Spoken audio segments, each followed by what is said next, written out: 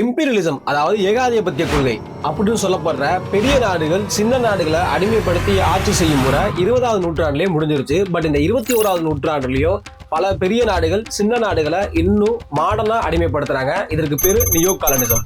அது எந்த நாடுகள் இதை பண்ணுது தெரியுமா? சீனா பல சிறிய நாடுகளுக்கு கடன் கொடுப்பது மூலமாகவும் பெல்ட் அண்ட் ரோட் இனிஷியேட்டிவ் மூலமாகவும் பல நாடுகளை தங்களோட டிராப்ல உள்ள வச்சிருக்காங்க. குறிப்பா பாகிஸ்தான், ஸ்ரீலங்கா அதுக்கு ஒரு பெஸ்ட் எக்ஸாம்பிள். ஸ்ரீலங்கா சீனாட்ட கடன் வாங்கினது கட்ட முடியாதனால தங்கள் நாட்டு துறைமுகத்தை 99 ஆண்டுகள் சீனாவுக்கு எழுதி கொடுத்திருக்காங்க. இரண்டாவது அமெரிக்கா தன் நாட்டோட ராணுவ வலிமையின் மூலமாகவும் பொருளாதார கொள்கையின் மூலமாகவும் வேர்ல்ட் பேங்க், IMF போன்ற இன்ஸ்டிடியூஷன் மூலமாகவும் பல நாடுகளை கண்ட்ரோல் பண்ணிருக்காங்க. பல நாடுகளோட பொருளாதாரத்தை மாற்றி அமைக்கவும் செஞ்சிருக்காங்க. அமெரிக்காவால் பாதிக்கப்பட்டல இந்தியா ஒரு நாடு. 1991 இந்தியா அமெரிக்காவால தங்களோட பொருளாதார கொள்கையை மாத்திருக்காங்க. மூன்றாவது ரஷ்யா தன் நாட்டை சுத்தி இருக்கிற பல சிறிய நாடுகளை இன்னைக்கு வரைக்கும் கண்ட்ரோல் பண்றாங்க.